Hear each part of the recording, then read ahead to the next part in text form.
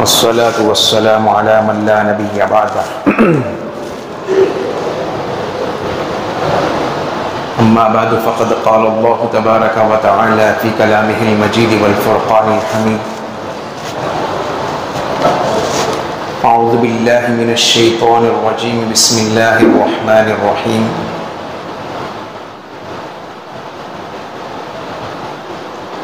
إن الله اشترى من المؤمنين أنفسهم وأموالهم بأن لهم الجنة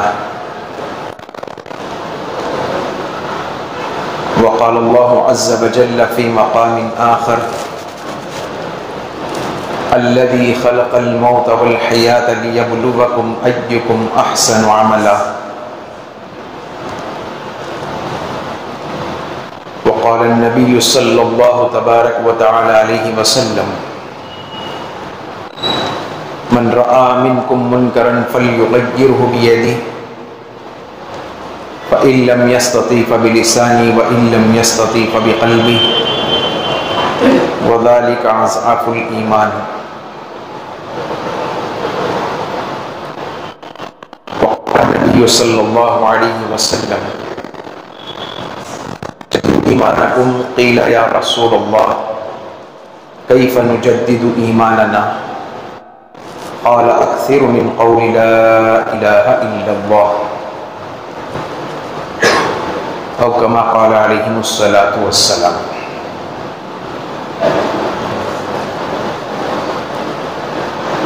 اللہ تبارک و تعالیٰ نے دنیا کو ذمہ داری کی جگہ بنایا ہے. یہ دنیا ذمہ داریوں کو پورا کرنے کے لیے اور ذمہ داری کے احساس کو اپنے دلوں میں پیدا کرنے کے لیے اور اس ذمہ داری کے تقاضوں کو پورا کرتے ہوئے اپنی زندگی گزارنے کے لیے اللہ نے دنیا میں بھیجا ہے. ہر اعتبار سے انسان ذمہ دار ہے. ایک تو دین کے اعتبار سے بھی ذمہ دار ہے تو دوسرا دنیا کے اعتبار سے بھی ذمہ دار ہے. اور اللہ نے اس ذمہ داریوں کو پورا کرنے کے لیے اس وقت مجھے اور آپ کو تبلیغ و دعوت کی بڑی عظیم محنت کے اندر قبول کیا ہے. آدمی کو ذمہ داریوں کے احساس کے پورا کرنے کا جو جذبہ پیدا ہوتا ہے عمومی طور پر اسی راستے سے ملتا ہے کہ اس کے اندر آدمی کو احساس پیدا ہوتا ہے کہ مجھے اللہ کے اوامر کو پورا کرنا یہ میری اپنی ذمہ ہے. رسول اللہ کے دین پر عمل کرنا یہ میری ذمہ داری ہے. اور جتنے ماتحت میرے اپنے زندگی کے اندر ہوں گے ان کی ذمہ داریوں کو بھی پورا کرنا یہ اپنی ذمہ داری ہے. گویا کہ دنیا ذمہ داریوں کے احساس کو پورا کرتے ہوئے اپنی زندگی گزارنے کا نام ہے. اور اس دعوت کی عظیم محنت کے ذریعے سے بھی انسان کے اندر یہی فکر دلائی جاتی ہے کہ ہم آزاد دنیا کے اندر نہیں ہیں, ہم ایک پابند بن کر ذمہ داریوں کے دائرے میں جی رہے ہیں. اب اس دعوت کی عظیم محنت کا پورا خلاصہ 3 باتوں کے اندر ہے. جتنی نقل و حرکت پوری دنیا کے اندر, جتنے مجاہدے دین کے لیے ساری دنیا کے اندر, تبلیغ و دعوت کی محنت کو لے کر گھر گھر پہنچنا, فرد جانا, طبقے واری کام کے اندر طبقے واری لوگوں کے درمیان میں پہنچنا, ہر طبقے والوں کو اپنی اپنی ذمہ داری میں رہتے ہوئے دین کی ذمہ داریوں کا احساس پیدا کرانا. پوری اگر اس دعوت و تبلیغ کا اگر ہم لوگ نچوڑ دیکھیں تو پورے دعوت کا خلاصہ 3 چیزوں کے اندر مل جاتا ہے جس سے انسان بخوبی اپنی ذمہ داریوں کو پورا ادا کرنے کے لیے تیار ہو جاتا ہے. اگر اس وقت کے دور کے اندر اگر آدمی اپنی ذات کو دیکھتے ہوئے رہ گیا, ہو سکتا ہے کہ ذمہ داریوں کے پورا کرنے میں جھول ہو, لیکن جب آدمی اس کام کے اندر لگے, اس دعوت کی محنت کے اندر لگے, اخلاص بھی اس کی زندگی کے اندر موجود ہو، اصول اور آداب کے تحت میں اپنے اس کام کو لے کر چلے، ضرور اللہ کی ذات سے امید ہے کہ وہ ہر ایک کی ذمہ داریوں کو پورا کرنے والا بنے گا۔ دنیا ساری موجود ہے، آسائش اس کی زندگی کے اندر ہے، خوشیاں اس کے اندر ہیں، خواہشات اس سے لگے ہوئے ہیں، پل جھپکنے کے برابر بھی غم کا کوئی تصور نہیں ہے، ماحول خوشیوں کے اندر ہے، حشم و قدام پیچھے لگے ہوئے ہیں، جی حضوری کے گیت گا رہے ہیں، اور لوگوں کا ایک ہجوم، ایک جمگھٹا اس کے پیچھے گھوم رہا ہے۔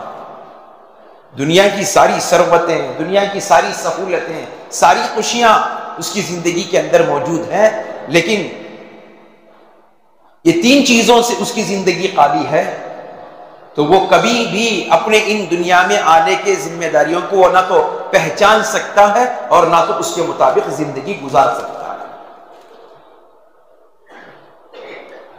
اس کے لیے اللہ نے اس عظیم کام کے اندر مجھے اور آپ کو پرفتن دور کے اندر جوڑا ہے۔ فتنوں کا دور ہے، قرب قیامت ہے، پیارے رسول کی جو جو پیشن گوئیاں جو آپ علیہ السلام نے مکی اور مدنی سرزمین سے 1400 سال کے بعد میں آنے والی جو اللہ کے نبی نے دی تھی، آج تقریباً 100% وہ ساری کی ساری چیزیں اس وقت اس روئے زمین پر پائی جا رہی ہیں۔ اس میں کوئی دوسری بات ہی نہیں ہے، بس وہ کتب حدیث میں جب مطالعہ کرنے سے ملتا ہے کہ 10 جو بڑی قیامت کی علامات ہیں، نشانیاں ہیں، بس اسی کا انتظار اب باقی ہے، ورنہ وہ چھوٹے چھوٹے جو اللہ کے نبی علیہ السلام نے جا بجا صحابہ کے سوالات پر اور مواقع کو سمجھتے ہوئے، حالات کو دیکھتے ہوئے، اللہ کے نبی نے چیدہ چیدہ مختصر اوقات کے اندر جب جب سچویشن اور ماحول کے اوپر جو کچھ قیامت کی علامتیں پیارے رسول نے بتائی تھی، اب وہ 100% اس وقت ہمارے دائرے میں جی رہے ہیں۔ اگر اس وقت بچنا ہے تو اللہ تبارک و تعالیٰ نے ان فتنوں سے بچاؤ کے لیے مجھے اور آپ کو اس کام میں لگا لیا ہے۔ اللہ کرے کہ ہمیں موت کے آخری سانس تک اس کام کو اپنی زندگی کا حصہ بنا کر چلے، جس سے ہم لوگ ان سارے آزمائشوں سے بھی اپنے آپ کو بچا لیں گے، اور وہ ذمہ داری والی زندگی جو اللہ نے مجھے اور آپ کو دے رکھی ہے، ہم ضرور بھی ضرور اس کے اندر کامیاب رہیں گے۔ اگر نہیں ہے، آدمی عمل والا تو بن سکتا ہے، عبادت والا تو بن سکتا ہے، دینداری کا کچھ نہ کچھ اس کے اندر جذبہ اور شوق پیدا ہو سکتا ہے، لیکن وہ سطح، وہ چیز جو اللہ تبارک و تعالیٰ چاہتے ہیں اور پیارے رسول نے امت کے اندر اپنے کندھوں پر جو ذمہ داری دیا، جس کو حضرت جی الیاس صاحب رحمۃ اللہ علیہ نے کہا آپ کے کام کا پورا خلاصہ کیا ہے؟ ساتھیوں نے سوال کیا آپ کے کام کا پورا خلاصہ کیا ہے؟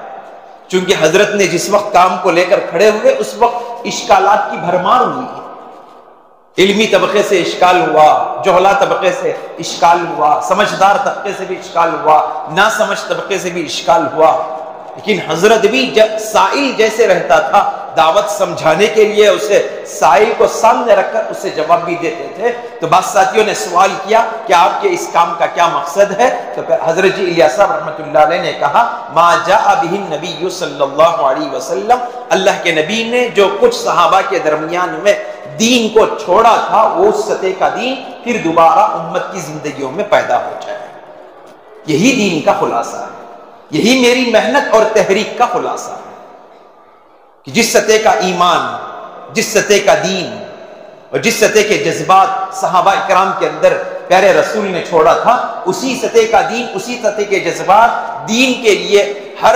امت کا ہر طبقہ اپنی ذمہ داری سمجھ کر اپنی زندگیوں کے اندر داخل کر لے، اس کا یہی مقصد ہے۔ اسی مقصد سے حضرت جی نے اس کام کی تحریک کو اور محنت کو شروع کیا، اور ہمارے اکابرین بھی یہی چاہتے ہیں کہ انسان اپنی زندگی گزارتے ہوئے، اپنی دنیاوی ضرورتوں کے دائرے میں رہتے ہوئے، وہ اپنی ذمہ داریوں کو پورا کرنے والا بھی بن جائے۔ اس کے لیے پوری دعوت کا خلاصہ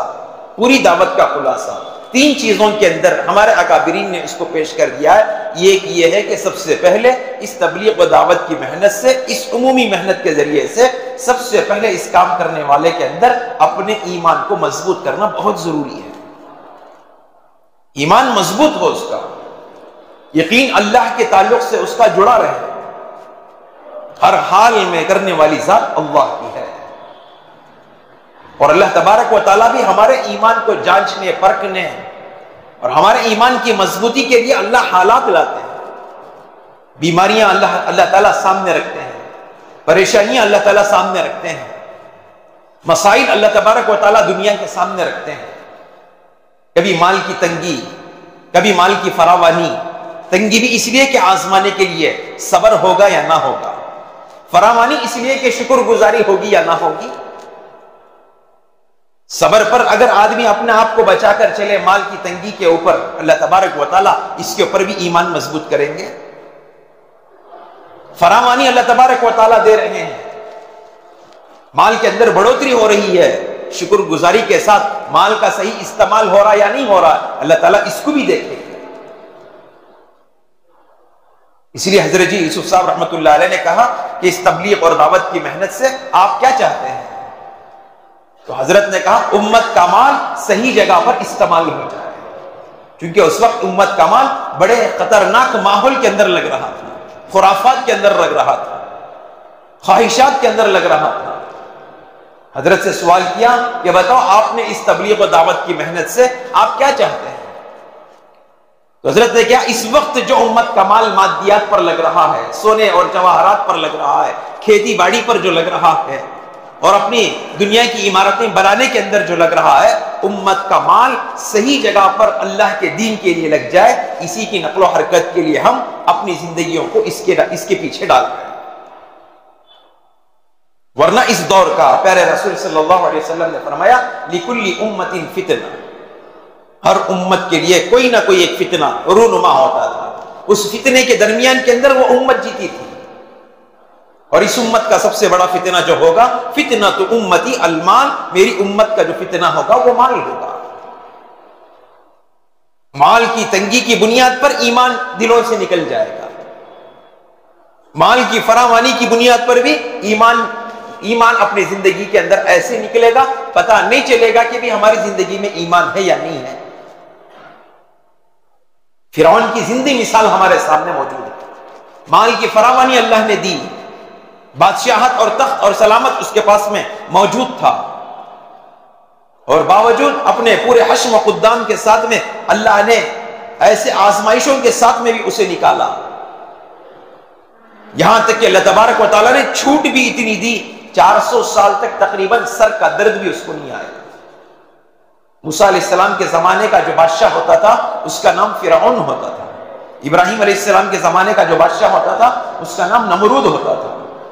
ایسے کئی فرعون گزرے جو موسیٰ علیہ السلام کے زمانے کے اندر ان کی اپنی تبلیغ و دعوت کی محنت پر، اللہ تعالیٰ کی طرف لوگوں کو بلوانے پر بہت زیادہ ایذا اور تکلیفیں دیتے تھے، جانی تکلیف، مالی تکلیف اور ان کے بول پر تکلیف۔ لیکن جو فرعون جس کا نام مصعب تھا، جو تذکرے میں بار بار آتا ہے، اس کا نام مصعب تھا، وہ اس کیفیت کے ساتھ میں حضرت سے مقابلہ کرتا، حضرت دعوت دیتے اللہ کو اپنا رب مان لو، لیکن یہ کچھ اس کے پیچھے یہ کہتا ان کا موسیٰ کا رب کوئی نہیں ہے، افسر زمین پر میں ہوں، انا ربکم الاعلی، میں اپنا بڑا رب ہوں۔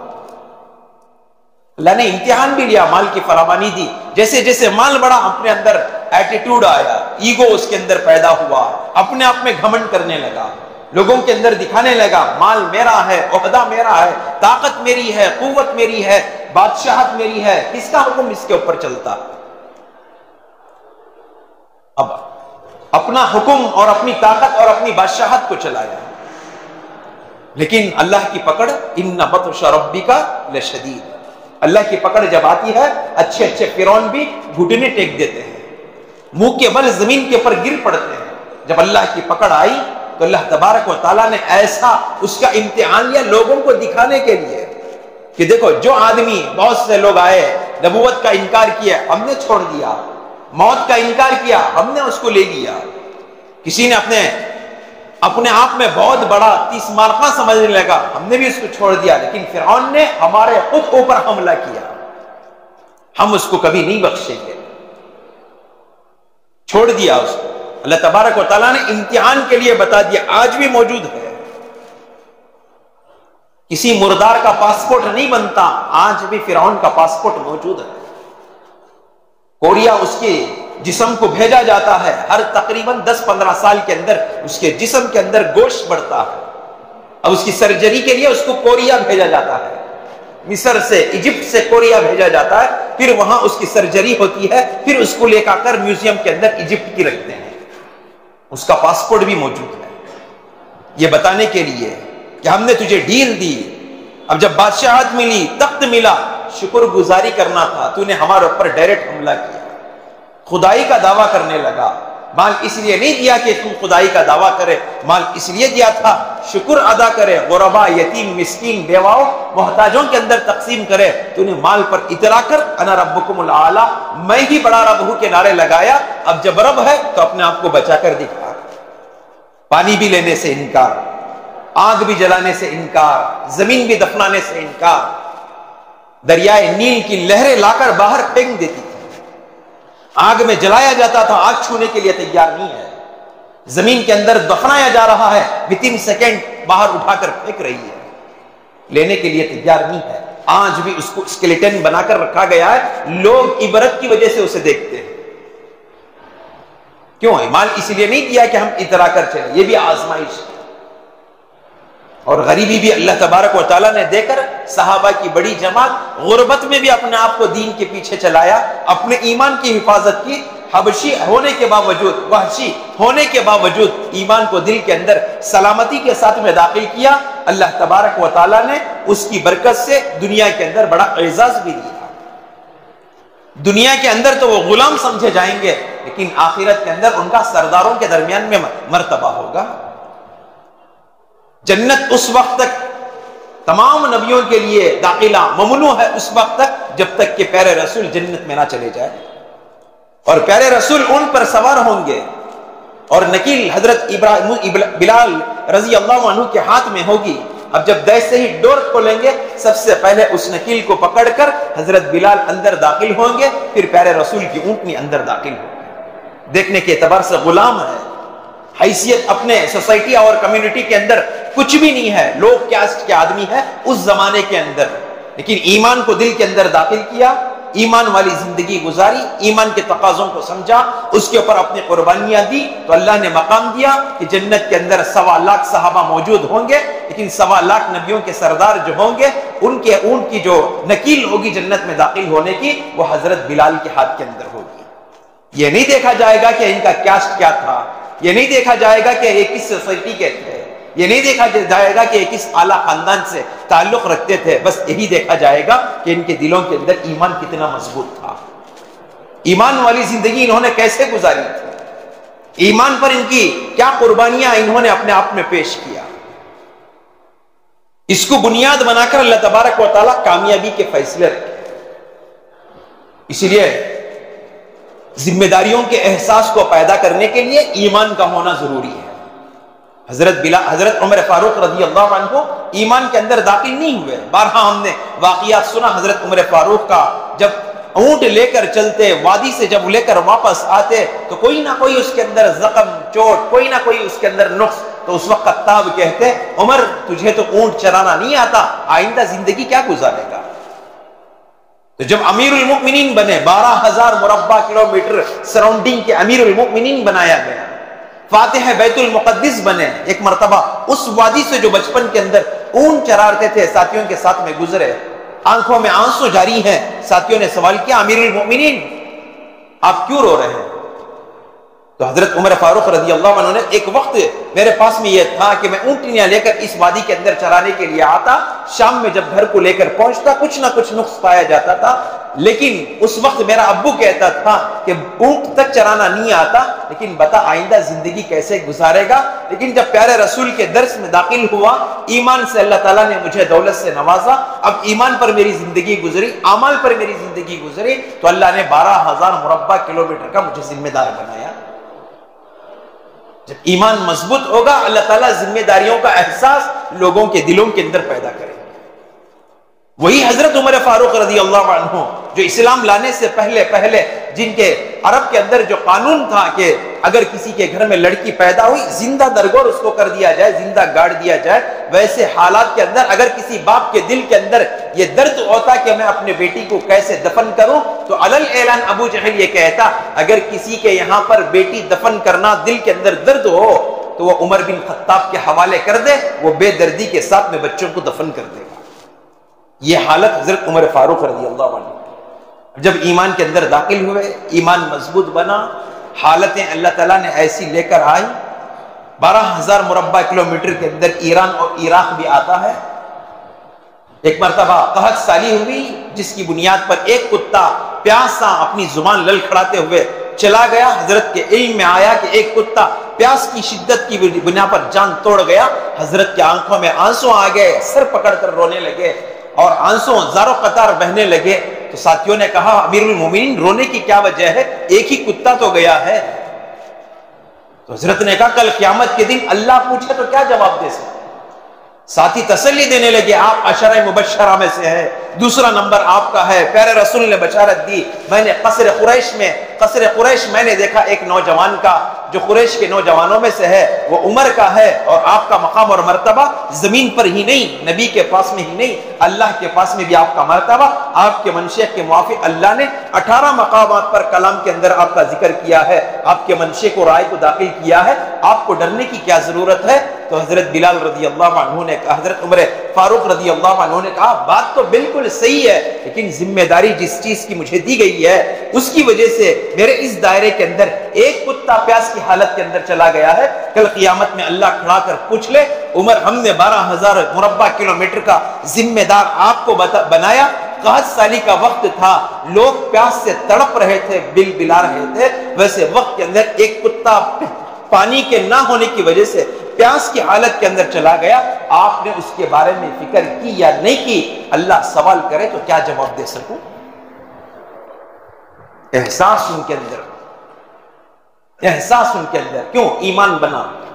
وہی ایمان جب نہیں بنا تو ہاتھوں سے زندہ انسانیت کو گاڑنے کے لیے تیار۔ اب جب ایمان زندگی کے اندر داخل ہوا، کتا بغیر پیاس کے بھی جاتا ہے تو اس کے بارے میں فکر اپنی آخرت کے تعلق سے۔ تو دعوت سے یہی چاہا جاتا ہے ایمان مضبوط ہو تو ذمہ داری کا احساس آدمی کے اندر خود بخود پیدا ہو۔ ایمان کمزور ہے، آدمی کا ایمان کمزور ہے، خود پیٹ بھر کر کھا رہا ہوں، پڑوسی بازو بھوکا ہے یا پیٹ بھر کر کھا رہا ہے، مجھ سے اسے لینا دینا نہیں ہے، وہ چاہے وہ جانے اس کی زندگی، میں دیکھوں اپنی زندگی۔ پڑوس والا ایمان کی حالت میں ہے یا نہیں ہے مجھے اس سے کوئی واسطہ نہیں ہے، میرا ایمان بچے رہے بس میری اپنی یہ ذمہ داری ہے۔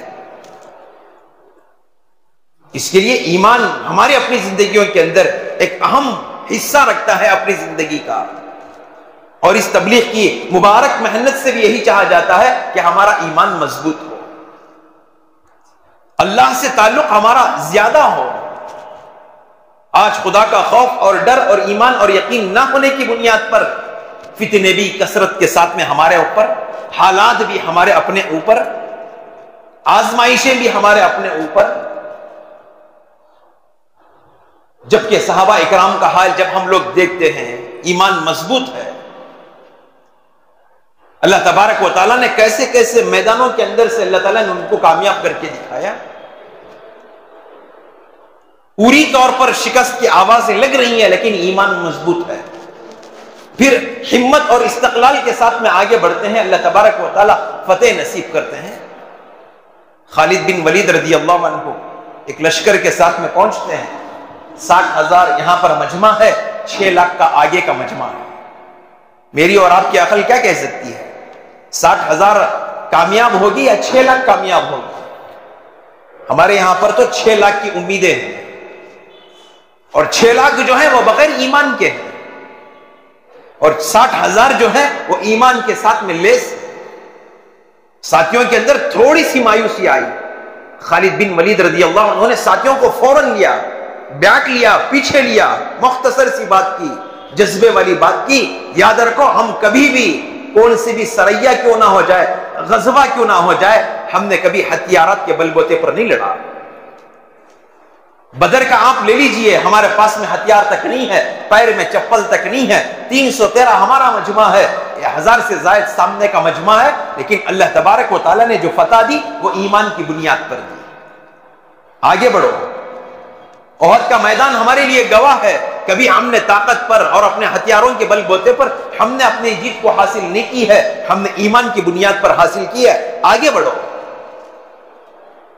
میں نے نبی جی سے سنا ہے، جو ذکر کرتا ہے وہ زندہ ہے، جو ذکر نہیں کرتا وہ مردے کی مثال کے مانند ہے۔ ایک حدیث ہے، اگرچہ کہ فضائل کے اعتبار سے لیا جائے اس کو صحیح ہے، لیکن حضرت خالد بن ولید رضی اللہ عنہ نے ساتھیوں کو جھنجھوڑا، ان کی مایوسی کو ختم کیا اور ان کے اندر جذبات کو ڈالا۔ پھر وہ ساتھی اپنے اندر جذبات کو لیے، ان کی بات کو سمجھا اور پہچانا، آگے بڑھے۔ حضرت خالد بن ولید کے تعلق سے لکھا ہے کہ اتنا لڑتے گئے، صرف تلوار لے کر ساتھیوں میں گھسے ہیں، دشمنان اسلام کے درمیان میں گھسے ہیں، بس کسی کو نظر نہیں آئے۔ اتنی تلوار ان کے اندر تھی، تلوار چلانا ان کے اندر، اتنا مہارت ان کے اندر اللہ نے دے رکھی تھی، اسی لیے نام بھی ان کو سیف اللہ لقب دیا گیا۔ اور اتنا چلائے کہ کئی لوگوں کو جہنم رسید کر دیا، پھر بعد میں وہ 60,000 کا لشکر جو ہمت کے ساتھ میں ایمان کی بنیاد پر آگے بڑھا تھا، 6 لاکھ کے مجمع کے فرق سے اڑا دیا، پھر وہ میدان چھوڑنے پر مجبور ہو گئے۔ وہ طاقت کون سی تھی؟ وہ ایمان کی طاقت تھی۔ ہر محاذ میں، ہر میدان میں، ہر فیلڈ میں، ہر چیز کے اندر جو صحابہ نے کامیابی حاصل کی وہ اپنے ایمان کی بنیاد پر حاصل کی۔ ایمانہم کالجبال، ان کا ایمان پہاڑوں جیسا مضبوط تھا۔ حضرت علی کہتے ہیں پہاڑ اپنی جگہ سے ہل سکتا ہے، لیکن ہمارا ایمان ذرہ برابر بھی اپنے دلوں سے ہل نہیں سکتا۔ اس محنت سے یہی چاہا جاتا ہے کہ ہمارے ایمان مضبوط ہو، ہمارے ایمان اور یقینوں کے اندر مضبوطی داخل ہو جائے۔ ایسے نہیں کہ حالات کو دیکھ کر ہم بکھر جائے، حالات کو دیکھ کر ہم ٹوٹ جائے۔ اس لیے حضرت جی یوسف صاحب رحمت اللہ علیہ صاف طور پر اپنے ملفوظات کے اندر لکھا ہے، حالات کو دیکھ کر چلنے والا وہ منافق ہوتا ہے، حالات کو دیکھ کر چلنے والا وہ منافق ہوتا ہے، جو حالات کو دیکھے بغیر چلے وہ مومن ہوتا ہے۔ اس وقت کی بات ہے جب اللہ کے نبی تبوک کے لیے صحابہ کو تیار کر رہے تھے، اس وقت گرمیوں کی شدت تھی، باغات لہلہا رہے تھے، سال کا گزاران اس کے اوپر چلتا تھا۔ منافقین بیٹھ کر سرگوشی کرتے تھے ایمان والوں کے گھروں میں جا کر، محمد تو ایسے سچویشن میں آپ کو اٹھا رہا ہے کہ جس وقت آپ اپنے باغات کو نکالنے کا وقت ہے اور اپنے سال کے گزران کے پورے جمع کرنے کا وقت ہے، آپ کیوں جائیں گے؟ تو فوراً کچھ صحابہ حالات کو دیکھ کر قدم پیچھے لینے لگے، تو اللہ کے نبی علیہ السلام نے صحابہ کو جوڑ کر ترغیب دی، تو صحابہ تیار ہو گئے۔ اس کو سامنے رکھ کر حضرت جی یوسف صاحب رحمۃ اللہ علیہ نے کہا حالات کو دیکھ کر چلنے والا منافق ہوتا ہے اور حالات کو دیکھے بغیر چلنے والا وہ مومن ہوتا ہے۔ اس کے لیے حالات ایمان والوں کے اوپر ہی آتے ہیں، اور اس کام کے اندر چلنے والے کے اوپر حالات نہ ہے یہ ناممکن ہے۔ حضرت جی یوسف صاحب رحمۃ اللہ علیہ نے کہا سورج نکلے اور سورج کی گرمی نہ ہو یہ ناممکن ہے، سورج نکلے اور اس کی گرمی نہ ہو ناممکن ہے، سورج نکلے گرمی ہو یہ ممکن ہے۔ اس طرح تبلیغ و دعوت کی محنت میں لگے، حالات نہ آئے یہ ناممکن بات میں سے۔ حالات آئیں گے، پریشانیاں آئیں گی، مصیبتیں آئیں گی، جم کر جڑ کر استقامت کے ساتھ ایمان کی حفاظت کے لیے اپنے آپ کو لگانا، یہی اس دعوت کا عظیم تقاضا ہے۔ اور میں اور آپ اس دور کے اندر ہیں جب ایمان کے بول بولے جا رہے ہیں، ایمان کو خریدنے کی آوازیں لگائی جا رہی ہیں، گھر واپسی کی آواز لگائی جا رہی ہے، لوگوں کے ایمان کو چھیننے کی، ان کے دلوں سے ختم کرنے کی ناپاک کوششیں کی جا رہی ہیں۔ وہ حدیث جو قرب قیامت کے قریب کی بار بار ہمیں ستاتی ہے کہ وہ دور جو مکی دور کے اندر پیارے رسول نے جو کہا تھا بادیروا بالاعمال فتنہ کقطع اللیل المظلم، اعمال صالحہ کے اندر اپنے آپ میں جلدی کیا کرو، ایک وقت ضرور آپ کے اوپر آنے والا ہے، یصبح مؤمنا ویمسی کافرا، صبح ایمان کی حالت میں کرے گا، شام ہوتے ہوتے کافر ہو جائے گا۔ یمسی مؤمنا ویصبح کافرا، شام ایمان کی حالت میں کرے گا، صبح ہوتے ہوتے کافر ہو جائے گا۔ صحابہ اکرام نے سوال کیا تو پیارے رسول نے جواب دیا، یبیع دینہ ارضا من الدنیا، دنیا کے چند ٹھیکروں کی بنیاد پر وہ اپنے ایمان کو بیچ دے گا۔ آج حالتیں ہم پر نہیں ہیں، ہم سے لالچ نہیں دی جا رہی ہے، کفار اور مشرکین ہنود اور یہود کی طرف سے ہمیں آفر نہیں مل رہے ہیں۔ بتاؤ پیارے رسول کی وہ حدیث جو مکی دور کے اندر 1400 سال پہلے کہا تھا، کیا اس وقت ہمارے درمیان میں اس پر عمل نہیں ہو رہا ہے؟ کئی گھرانے، خاندانوں کے خاندانے، افراد کے افراد، مرد کے مرد، عورتوں کے عورتیں، جوانوں کے جوانے پیسوں کی لالچ کے اندر اپنے ایمان کو بیچنے کے لیے تیار ہیں۔ اور پیارے رسول کی فکر یہی تھی کہ امت کا ایمان مضبوط ہو جائے، اس لیے اللہ حضرت عمر فاروق رضی اللہ عنہ کہتے ہیں کہ ہم نے ایمان کو کبھی بدر کے میدان میں سیکھا، ہم نے ایمان کو کبھی احد کے میدان میں سیکھا، ہم نے ایمان کو اپنا مضبوط بناتے ہوئے ہم نے خندق کے میدان کے اندر دیکھا۔ حالات پر، مجبوریوں پر، دشمنان اسلام کی طرف سے، کفار اور مشرکین کی جانب سے ہونے والے مصائب کو دیکھ کر ان کا ایمان مضبوط ہوتا چلا جاتا۔ کیوں؟ اس لیے کہ ان کا جو ایمان تھا وہ محنتوں اور مجاہدوں کے ساتھ میں آیا تھا۔ ہمارا ایمان، ہمارے ایمان کی جو کیفیت ہے وہ ہمارے اپنے خاندانی ایمان کی کیفیت ہے کہ میں اور آپ خاندانی مسلمان ہیں، اس لیے اسی کے دائرے کے اندر جیتے ہوئے آ رہے ہیں، اس لیے ایمان کی کوئی ویلیو نہیں ہے۔ ایک نو مسلم اپنی کافرانہ زندگی کو چھوڑ کر آئے، کافرانہ زندگی کو چھوڑ کر آئے، اور ایک آدمی وہ ہے جو نسلاً ایمان کے ساتھ میں چل رہا ہے، ہم ان کے درمیان میں کمپیر کریں تو معلوم ہوگا کہ وہ کافرانہ زندگی چھوڑ کر آنے والا یہ نسلی مسلمان سے بھی آگے نکل جاتا ہے۔ کیوں؟ اس لیے کہ اسے معلوم ہے کہ میں کن حالات کے اندر تھا، اللہ نے مجھے پاک کر کر ایک نیا دین اور ایمان مجھے عطا کیا۔ فضائل اعمال کے اندر وہ واقعہ نہیں لکھا عبد الواحد رحمۃ اللہ علیہ کا، صدقات کے اندر حضرت شیخ زکریا صاحب رحمۃ اللہ علیہ نے کشتی اپنے بھور کے اندر آ کر ہوا کا رخ بدلنے کی وجہ سے ایک جزیرے آئیلینڈ کے اندر چلے جاتی ہے، وہاں دیکھتے ہیں کہ ایک آدمی بت کی پوجا کر رہا ہے، اس کے سامنے دین کی دعوت دی ہے، اس کے سامنے اعمال کو بتایا، ایمان کی اہمیت کو بتایا، پھر اس کو اپنی کشتی میں سوار کر کر ایمان میں داخل کر کر پھر سیدھا جب اسے اپنے مکان پر لے کر آئے، کہے کہ بھئی دیکھو آپ کے کھانے کے لیے نظام ہونی چاہیے، آپ کے رہنے کے لیے نظام ہونی چاہیے، اور آپ کی ضروریات کے لیے نظام ہونی چاہیے، تو وہ ٹھنڈا سانس لے کر بھرا، اب تک جو جزیرے میں آپ نے مجھے کہا تھا کیا وہ جھوٹ کہا تھا؟ یہ سب کچھ کرنے والی ذات اللہ کی ہے، پھر آپ مجھے جزیرے سے لا کر زمین پر بٹھا کر کہہ رہے کہ ضرورتیں بھی آپ کی ہیں۔ جس خدا وحدہ لا شریک کی تم نے مجھے دعوت دی تھی، میں اس سے ہٹ کر اپنا معبود بنا کر ہاتھ سے جو مانگ رہا تھا میں اسے چھوڑ کر آیا، اب بتاؤ آپ خود اپنے دین سے پھر رہے ہیں، آپ مجھے کس کی طرف لے کر جا رہے ہو؟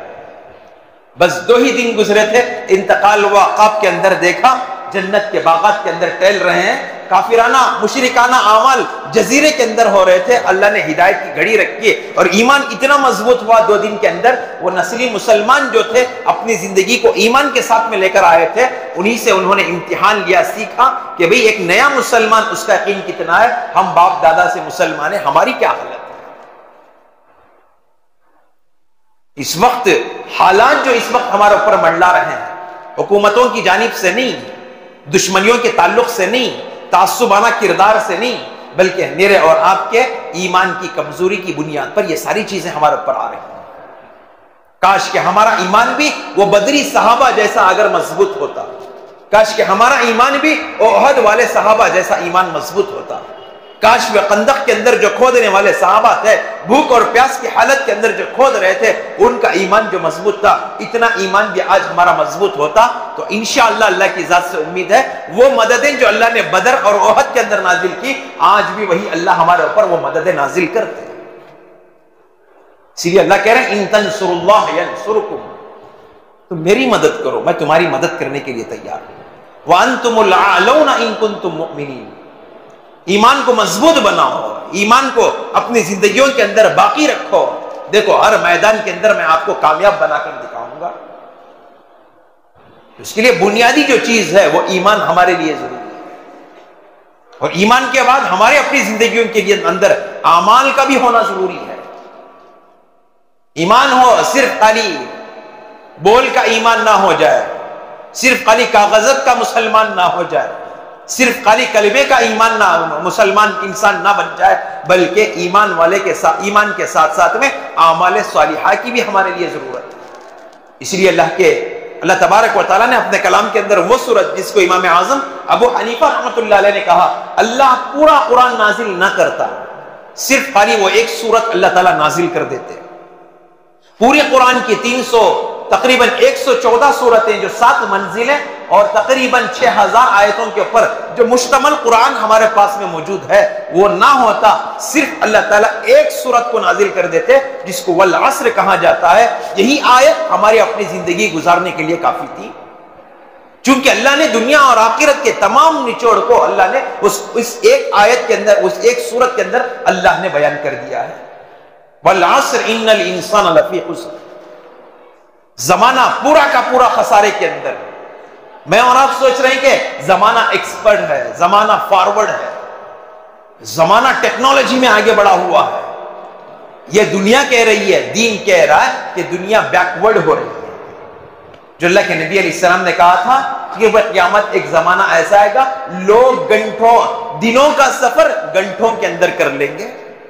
کیا قیامت قریب نہیں ہے؟ اللہ کے نبی نے 1400 سال پہلے مکی سرزمین سے کہا تھا ایک وقت ضرور آئے گا مہینوں کا سفر لوگ گھنٹوں میں کریں گے۔ کیا اس وقت ہوائی جہازوں سے سفر نہیں ہو رہا ہے؟ ایک زمانہ ایسا آئے گا لوگ پوری دنیا کو اپنے ہاتھ میں رکھ کر چلیں گے۔ صحابہ نے پوچھا کہ نبی جی کیسے؟ ویسے حالات اس وقت آئیں گے، آلات بھی آئیں گے، لوگ آدمی اپنے ہاتھوں کے اندر دنیا کو رکھ کر چلیں گے۔ بتاؤ آج ایک انگلی کی جنبش سے آدمی یہاں پر بیٹھے امریکہ دیکھ سکتا نہیں دیکھ سکتا؟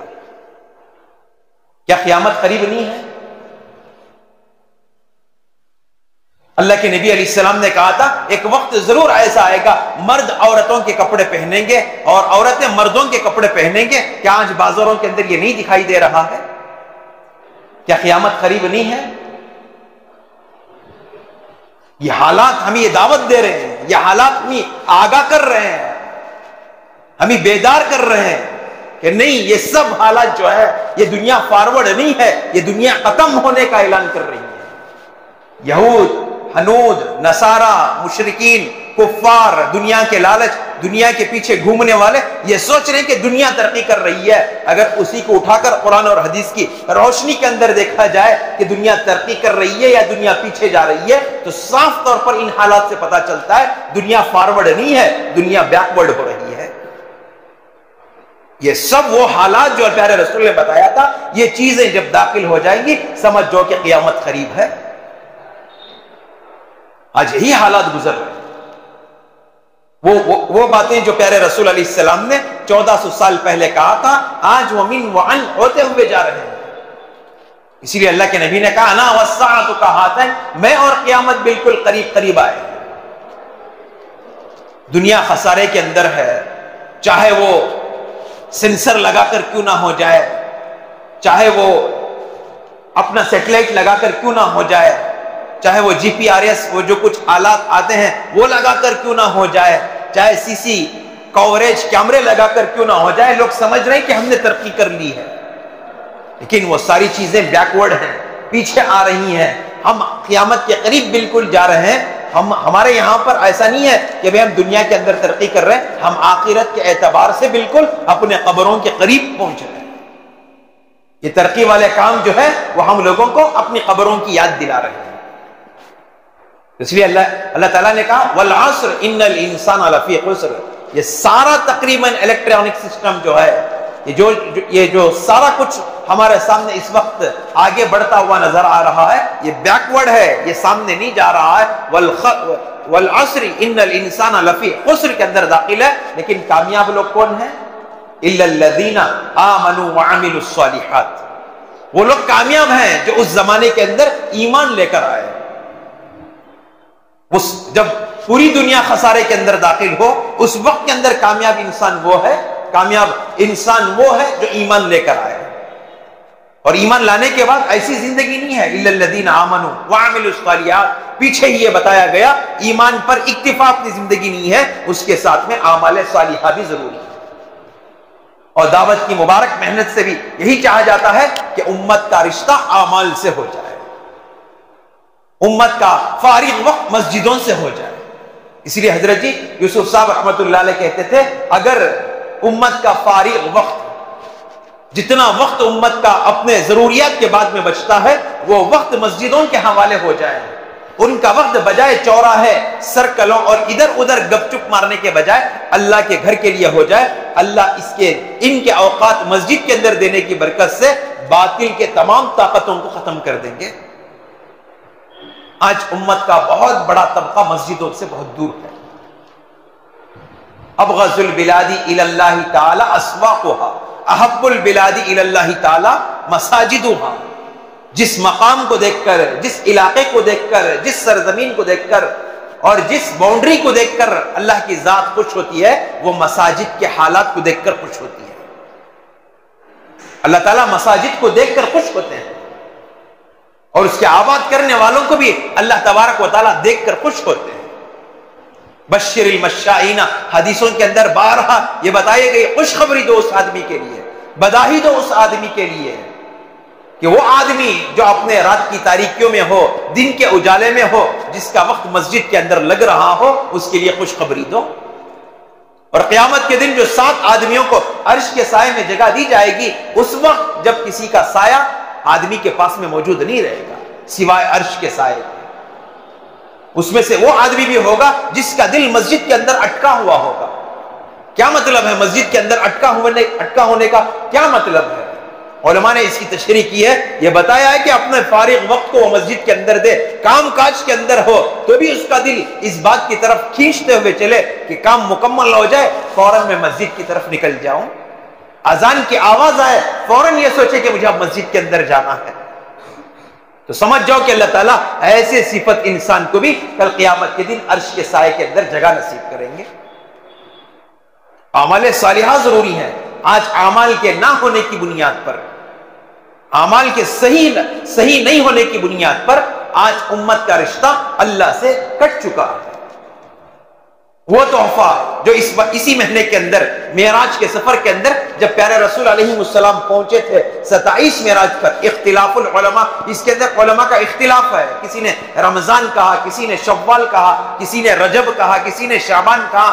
حتمی طور پر ایک فیصلہ جو پہنچا، تمام جمہور علماء کا اس بات پر اتفاق ہے، رجب کی 27 تاریخ کو پیارے رسول کو معراج پر بلوایا گیا. اللہ کے نبی علیہ السلام کو جبرائیل لے کر چلے، سدرۃ المنتہا پر پہنچے. جبرائیل نے اللہ کے نبی سے کہا، نبی جی یہاں تک میرا پرمیشن ہے، اس کے بعد مجھے اندر آنے کی اجازت نہیں ہے. اندر سے ایک فرشتہ آیا، اہلاً و سہلاً مرحبا من محمد. چونکہ 2 آدمی تھے، پوچھا تم میں سے محمد کون ہے؟ جبرائیل نے اللہ کے نبی کو آگے کیا، یہی محمد ہے. تو کہا کہ اللہ آپ کو بلوا رہے ہیں. تو اللہ کے نبی علیہ الصلوۃ والتسلیم نے چپل چھوڑ کر اندر جانا چاہا تو اللہ تبارک و تعالیٰ نے کہا چپل چھوڑنے کی ضرورت نہیں ہے، آپ چپل پہن کر اندر آئیے. وہی حضرت موسیٰ زبردستی اللہ کا دیدار کرنا چاہا، اللہ نے انکار کیا، طاقت نہیں ہے، قوت نہیں ہے، نہیں دیکھ سکتے. اصرار کیا، اے اللہ ایک مرتبہ دیکھ لو. تو اللہ نے حکم دیا طور پر آ جائیے. اور جب طور پر چڑھنے لگے اللہ نے کہا چپل اتار کر آئیے، ہمارا جلوہ آپ دیکھنے کے لیے آ رہے ہیں.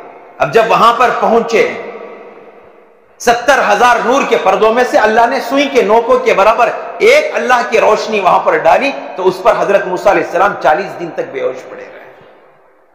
پھر 40 دن کے بعد میں ہوش آیا تو اللہ تبارک و تعالیٰ سے بات چیت ہوئی، تورات لے کر پھر اپنے قوم کے اندر پہنچے. اور وہی محمد الرسول اللہ حبیب اللہ ہے، اللہ کے قریب ہے. ایک معنی آتا ہے خلیل کے دوست دروازے تک ہی رہتا ہے، ایک حبیب ہے جو دسترخوان پر شرکت کر لیتا ہے. تو وہ کلیم اللہ تھے، یہ حبیب اللہ تھے. وہ اللہ سے بات چیت کرنے والے تھے، زمین پر زیارت کی، وہ حبیب اللہ تھے. اس لیے عرش کے اندر بلوا کر اللہ نے سامنے بٹھا کر بات چیت کی. فَكَانَ قَابَ قَوْسَيْنِ أَوْ أَدْنَىٰ. قرآن نے نقشہ کھینچا، جس طرح ایک تیر ہے، تیر کے سامنے جو دھاگا ہوتا ہے اتنا ہی ہے کہ اللہ یہاں پر بیٹھے ہیں، رسول اللہ یہاں پر بیٹھے ہیں، دونوں بیٹھ کر بات چیت کر رہے ہیں. اور چلتے ہوئے اللہ تبارک و تعالیٰ نے کہا، اللہ کے نبی علیہ السلام نے سب سے پہلے بات چیت میں کہا التحیات للہ والصلوات والطیبات. تیرے رسول نے کلمات پیش کی، تمام تر دنیا کی جو کچھ بھی تعریفات ہیں اے اللہ آپ ہی کے لیے.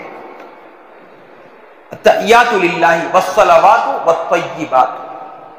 السلام علیکا ایھا النبی، اللہ نے کہا اتنی تعریف کرنے کے بعد اللہ نے کہا السلام علیکا ایھا النبی، اللہ تعالیٰ اپنے پیارے حبیب کو سلام کرتا ہے۔ تو اللہ کے نبی علیہ السلام کتنے شفیق اور مربی ہیں، ایسی شخصیت کبھی کسی قوم کے اوپر ایسا رہبر اور ایسا رہنما کوئی نہیں گزرا۔ وہاں پر بھی چھوٹا موٹا اگر کوئی MLA ہمارے پاس میں آ جائے، بس میرا کام نکل جائے اتنا دیکھتا ہے۔ کوئی سلام کہے نہیں جے بھول گا وہ باتا میں بیٹھ گا تھا یادی چاہیا نہیں بھول کو باہر آ گا، سلام کرنے تک تیار نہیں ہوتا۔ معمولی چھوٹے سے ایک MLA کے پاس میں کوئی میسج دے کر بھیجے ہم بھول جاتے ہیں۔ پیارے رسول ساتوں آسمان پر جانے کے باوجود بھی مجھے اور آپ کو نہیں بھول رہے ہیں۔ اللہ کے نبی کہہ رہے ہیں السلام علینا، اے اللہ آپ پر بھی سلام ہو، میرے اوپر بھی سلام ہو، وعلی عباد اللہ الصالحین، اے اللہ آپ کے وہ بندے جو نیک اعمال کر لیتے ہیں ان پر بھی سلام ہو جائے۔ وہاں پر بھی اللہ کے نبی علیہ السلام مجھے اور آپ کو یاد کر رہے ہیں۔ اشہد اللہ، یہ گفتگو حضرت جبرائیل علیہ السلام باہر کھڑے ہو کر سن رہے ہیں، کہہ رہے ہیں کہ یہ اتنا ہونے کے بعد جبرائیل نے کہا اشہد اللہ الہ الا اللہ واشہد ان محمدا عبدہ ورسولہ، میں گواہی دیتا ہوں کہ اللہ ایک ہے، میں گواہی دیتا ہوں کہ رسول اللہ اللہ کے بندے ہیں۔ اور یہ اتحیات اتنی پسند آئی جو میں اور آپ پڑھتے ہیں اپنی جماعتوں میں نکل کر، اپنی نمازوں کے اندر نکل کر۔ یہ معمولی کلمات نہیں ہے، یہ اللہ اور اس کے حبیب کے درمیان کی باتیں ہیں جو ہم ہر نماز کے اندر اس کو دہرا لیتے ہیں۔ بڑی محبت کے ساتھ میں اتحیات کے اندر مجھے اور آپ کو پڑھنا ہے، یہ سوچ کر کہ اللہ اور اس کے رسول کے درمیان کی باتیں ہو رہی ہیں، پوری ادب کے ساتھ میں بیٹھ کر ہم پڑھیں۔ پھر چلتے ہوئے اللہ تعالیٰ نے جو عظیم تحفہ دیا، لو یہ لے کر چلو آپ کی امت کے حوالے کرو۔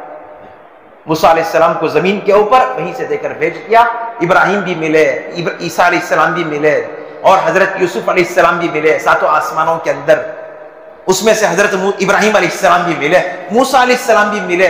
کیوں آدم کو چھوڑ کر، ابراہیم کو چھوڑ کر، عیسیٰ کو چھوڑ کر موسیٰ ہی سے کیوں ملاقات؟ اس پر علماء نے کلام کیا ہے، اس لیے کہ موسیٰ نے زمین پر اللہ کو دیکھا تھا اور رسول اللہ نے اپنے عرش پر اپنے خدا کو دیکھا تھا، اس نسبت سے دونوں کی ملاقات ہوئی ہے۔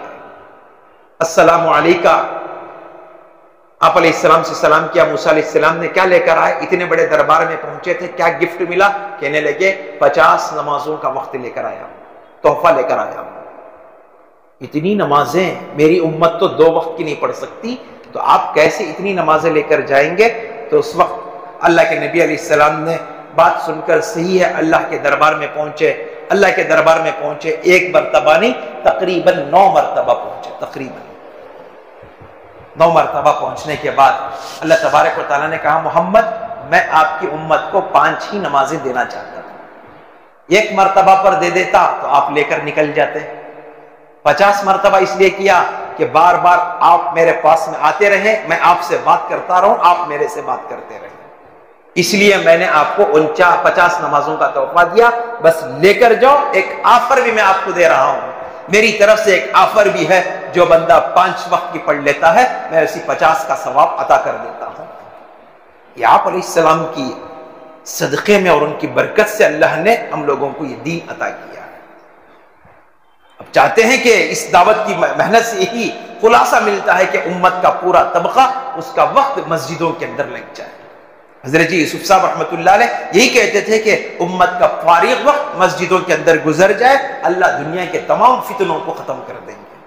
ہم چاہتے ہیں کہ سرکلوں سے ہمارے مسائل حل ہو، ہم چاہتے ہیں کہ ہمارے احتجاج سے ہمارے مسائل حل ہو، ہم چاہتے ہیں کہ کالی پٹی باندھ کر کسی ایک بڑے آدمی کے گھر کے اوپر دہلیز پر دھرنا دینے سے ہمارا مسائل حل ہو سکتے ہو۔ خدا کی قسم یہ سب ہم دنیا کے حوالے ہو جائیں گے اگر اسی کا ایک وقت لے کر اللہ کے دربار میں پہنچ جائیں گے، اللہ سیکنڈوں کے اندر ہمارے مسائل کو حل کریں گے۔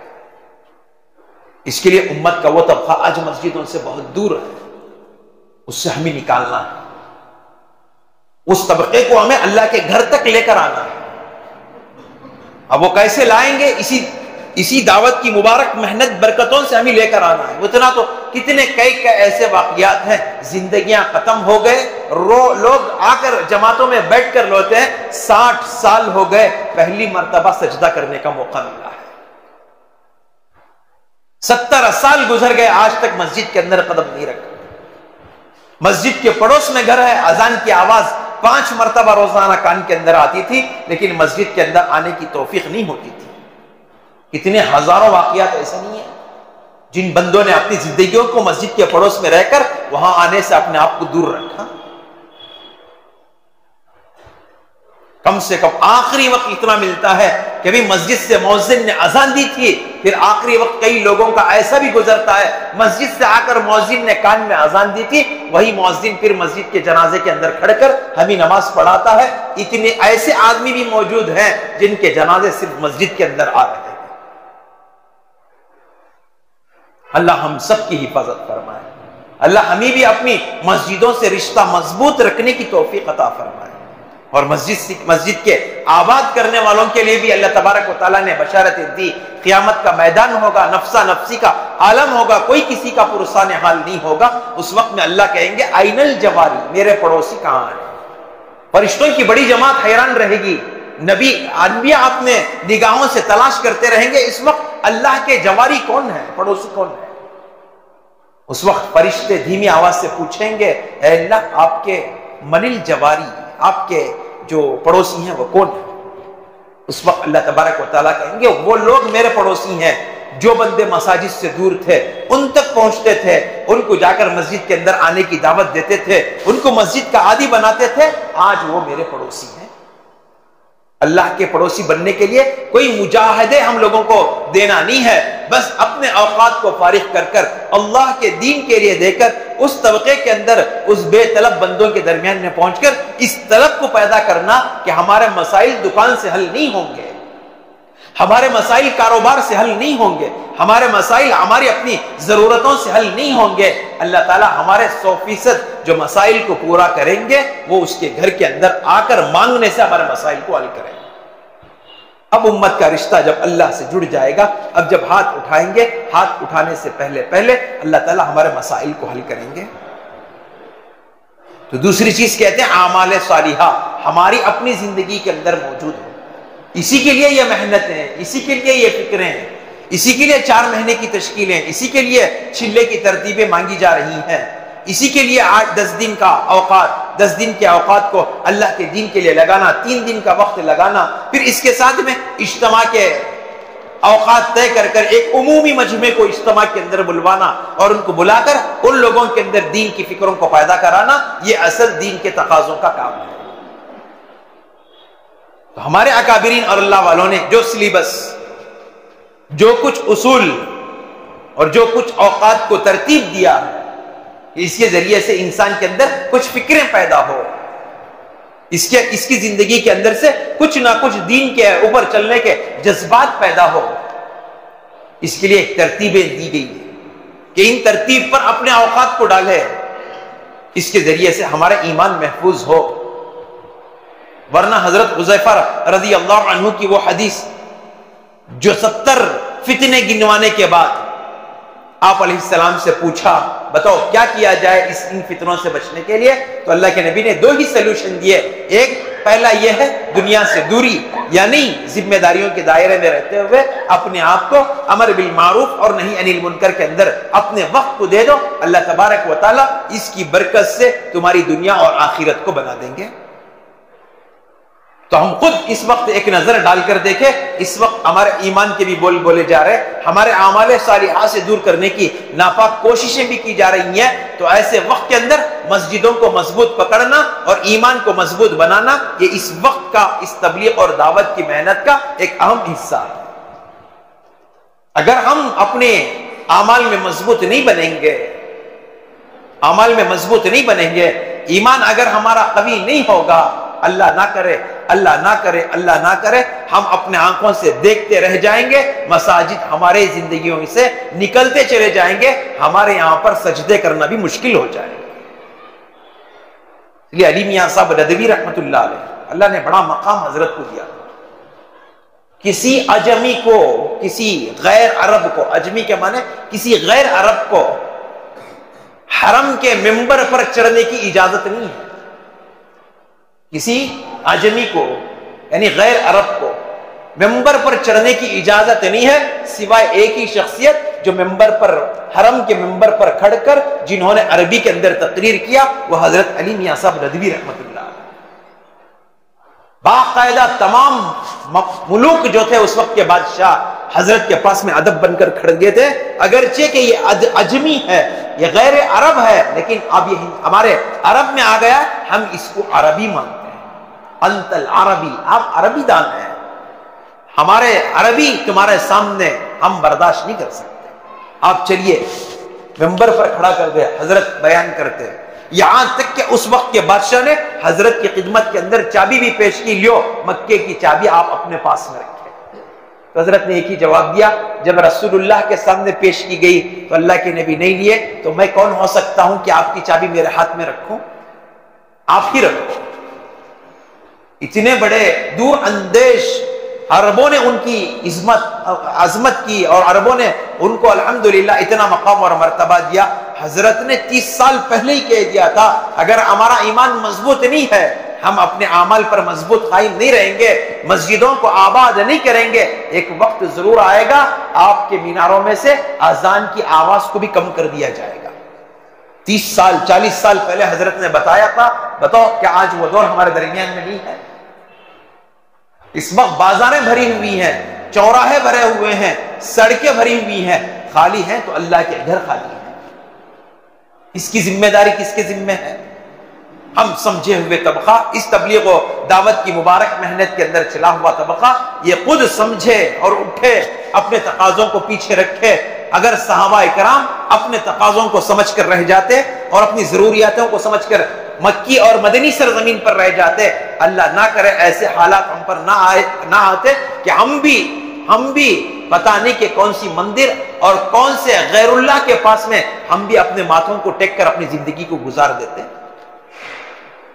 اللہ نے ان کے ان قربانیوں کو، بچوں کو چھوڑ کر، بیویوں کو چھوڑ کر، علاقوں کو چھوڑ کر، حالات کو دیکھتے ہوئے بھی، پہچانتے ہوئے بھی، پیٹ پر پتھر باندھ کر، جنگلوں کا وقت کاٹ کر، رخ الگ اپنا بنا کر، لیکن پھر بھی وہ اللہ کی ذات کے لیے اتنا تیار اور دین اور تبلیغ کے لیے اتنا تیار تھے، اپنے حالات کو بھی پیچھے رکھ لیتے تھے، لیکن اللہ کے دین کو پورا کرنے کی کوشش کرتے تھے۔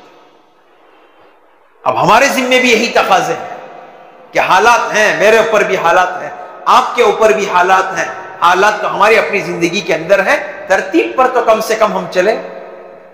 اسی لیے موسم، جیسے رمضان کا ایک موسم نیکیاں کمانے کے لیے، مال کا زکوٰۃ دینے کے لیے، حج کا ایک موسم اپنے گناہوں کو پاک کروانے کے لیے، اور اجتماعات کا ایک موسم ہمارے اپنے بے دینی کو ختم کر کر دین کی فکروں کو اپنی زندگی میں لانے کے لیے۔ یہ عمومی مجمع کے اندر دین کی فکروں کو پیدا کرانے کے لیے۔ پرانے طبقے کے اندر جو کام کو سمجھا ہوا طبقہ، کام کو لے کر چلنے والا طبقہ، کام پر اپنے آپ کو کھڑانے والا طبقہ، اس کی کیا ذمہ داری ہے؟ ان کو اجتماع کس کے لیے ہے کہ وہ اپنے دین کے تقاضوں کو سمجھتے ہوئے اپنے اوقات کو آگے بڑھانے والے ہو جائیں، اس کے لیے ہمارا اجتماع ہے۔ تو الحمدللہ بالکل آواز لگی تھی، جیسے کہ بارہا کہا جاتا ہے، اجتماع ہمارے انتظامات کرنے کا نام نہیں ہے، اجتماع ہمارے وہاں کے سہولیات اور ضروریات کا پورا کام ہونے کے بعد وہاں شرکت کرنے کے وقت کا نام اجتماع نہیں ہے۔ بارہا ہمارے اکابرین کی طرف سے آواز یہ رہتی ہے، جس دن اجتماع طے ہو گیا اسی وقت سے ہمارا اجتماع شروع ہو گیا، گویا کہ ہم اجتماع کے دائرے میں چل رہے ہیں، اب ایک محنتوں کے ساتھ میں ہمیں وہاں پر پہنچنا ہے۔ اس لیے حضرت ہمارے اکابرین اللہ والے کہتے ہیں، اجتماع کے پہلے کی جو محنت ہوتی ہے وہ اجتماع کے لیے جان ہوتی ہے۔ اب تک ہم نے جان کے پیچھے محنت کی ہے، اب اجتماع سے جو جماعتیں نکلیں گی دین کی فکروں کو لے کر اٹھیں گے، علاقوں کے اندر جائیں گے، بے دینی کو دور کرنے کے لیے رات کے تہجدوں کے اندر اٹھ کر مانگیں گے، دن کے اندر جا کر لوگوں کے دلوں اور دروازوں پر دستک دے کر ان کو اللہ کی بات کو سمجھائیں گے۔ اب یہ کام جو ہوگا وہ اجتماع کی ایک شان ہوگا۔ تو اس کے لیے الحمدللہ جان کے لیے بھی ہمارے محنتیں ہیں، الحمدللہ اللہ نے جتنا لیا، باوجود یہ کہ چھوٹا موٹا ہم نے کیا، جتنا بھی لیا وہ اللہ کی ذات سے ہوا ہے، اللہ کے فضل سے ہوا ہے، لیکن اب ہمارا ایک طبقہ ہے، اب ہمارا ایک تقاضا اور وقت یہ ہے کہ ہم اپنے اوقات کو لے کر اللہ کے دین کے لیے دیر اور دور کے لیے نکلنے کے ہمارے پورے عزائم ہوں۔ اس کے لیے بتائے الحمدللہ جمعرات اور جمعہ ہمارا اجتماع ہے، ہفتے کے دن سے ہمارے اپنی ترتیبیں بیٹھنی ہے۔ اس کے لیے بتاؤ اجتماع کے میدان سے 4 مہینے اپنے اوقات کو دینے کے لیے کون کون تیار ہے؟ بولو اجتماع کی محنت کے لیے تو الحمدللہ ایک وقت ہمارے لگ گئی، لیکن اب اجتماع سے جو مجمع آئے گا اس مجمع کو لے کر چلنی ہے، ان کے ایمان اور اعمال کی حفاظت کروانی ہے اور لوگوں کے اندر اس کی دعوت بھی دینی ہے۔ اس کے لیے بولو بھائی کون کون تیار ہے؟ سید اجمل بھی اللہ قبول فرمائے، عبد القادر صاحب چلیں گے، اللہ قبول فرمائے، اللہ آسان فرمائے، رکاوٹوں کو دور فرمائے۔ محمد سلمان بھی چلیں گے، اللہ قبول فرمائے، جوانیوں کو قبول فرمائے۔ اور بھی اور ساتھی اور بتائیں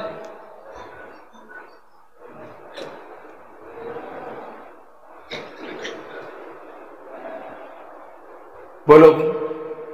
اب تک کی جو باتیں ہوئی صرف خالی سننے کے لیے تو صحیح تھی، ایسا نہیں ہے، سننے کے لیے تو اچھے تھے یہ باتیں، لیکن سننے کے بعد اس کا تقاضا کیا ہے؟ اس کا تقاضا یہ ہے کہ اس کو اپنی زندگی میں لے کر اٹھے ہم لوگ کہ انشاءاللہ ہم ان تقاضوں کو پورا کریں گے۔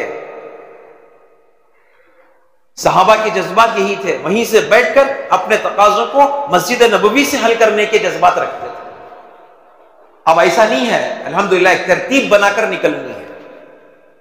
وقت بھی بہت دنوں سے آواز بھی لگائی جا رہی ہے کہ انشاءاللہ 10 تاریخ سے جماعتیں نکلیں گی، اجتماع کے میدان سے جماعتیں نکلیں گی، تو بہت ساروں کے عزائم بھی ہیں، ارادے بھی ہیں، جو لکھائیں وہ بھی لکھا سکتے ہیں، جن کا ارادہ ہوا ہے وہ بھی الحمدللہ اپنے نام کو پیش کریں۔ ترتیب بنائیں گے بھی انشاءاللہ۔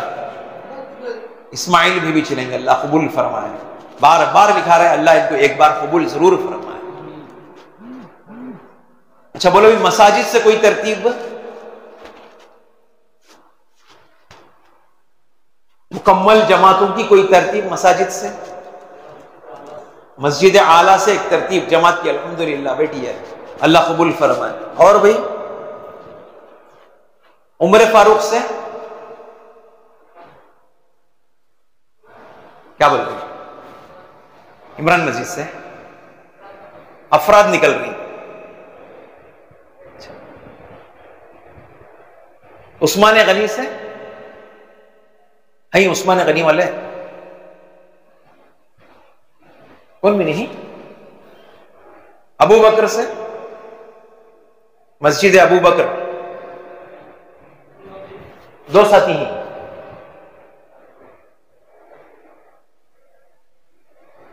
مکہ مسجد سے مکہ سے 4 ساتھی ہیں۔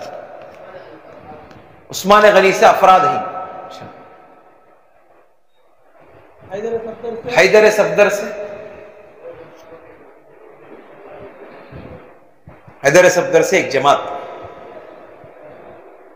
مرکز سے یا مدینہ مسجد؟ مدینہ مسجد سے افراد ہیں۔ شامیریہ سے بھی افراد ہیں، مسجد عمران سے بھی افراد ہیں انشاءاللہ۔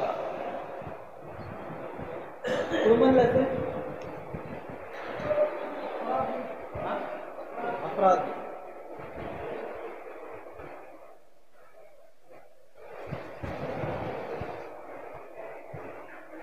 چار جماعتیں بن گئی،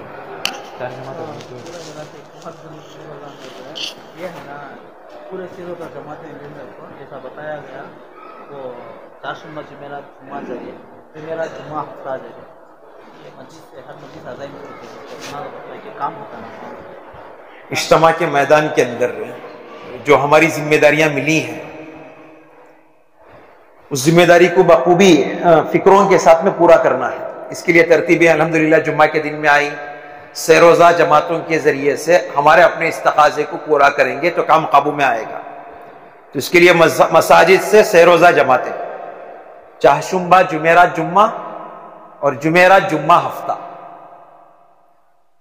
ترتیب بنا کر کہ اگر وقت مل گیا چہارشنبہ جمعرات جمعہ دینے کا الحمدللہ وہ مجمع بھی آ جائے، نہیں جمعرات جمعہ ہفتہ وقت دیں گے الحمدللہ وہ مجمع بھی آ جائے، پہلے دن کے بھی کام کے اندر ہمارا الحمدللہ ایک حصہ مل جائے گا، اور آخری کے دن کے بھی الحمدللہ کچھ حصے ہمارے اعمال کے اندر بھی اللہ تعالیٰ جمع کر دیں۔ تو اس کے لیے ساتھی اپنے اپنے مساجد سے سیروزہ جماعتوں کی ترتیب بنانے کی فکر کریں گے بھی انشاءاللہ۔ اللہ تعالیٰ ہم تمام کو جماعتیں بنانے کی، اپنی مساجد سے چھلے اور 4 مہینے کی جماعتیں بنانے کی بھی توفیق عطا فرمائے، اور ساتھ ساتھ میں اپنے جو بڑی ذمہ داری اللہ نے کھانے کی زون کے آئے ہوئے مہمان کو دینے کے لیے اللہ نے ہمارے ذمہ دے رکھی ہے، اس کو بھی پورا کرنے کی توفیق عطا فرمائے، کریں گے بھی انشاءاللہ۔ اس کے ساتھ ساتھ میں اپنے مرکز کے اجتماع کے میدان میں اجتماع تک کے لیے تو الحمدللہ محنت کر ایک مجمع تیار ہوتا ہے اور آتا ہے، اور اجتماع کی محنت سے بھی نکلتا ہے، تو تماموں کو جوڑ کر انشاءاللہ اجتماع کے بعد میں بھی اس کام کو ہم لوگ پابندی کے ساتھ 5 اعمال کے ساتھ میں جڑے ہوئے اپنے آپ کو لگانے کی توفیق عطا فرمائے، کریں گے بھی انشاءاللہ۔ اللہ تعالی ہم تمام کو ان باتوں پر عمل کرنے کی توفیق عطا فرمائے۔ 7:45 بجے اذان، میں 7:45 کو اذان کرتا ہوں۔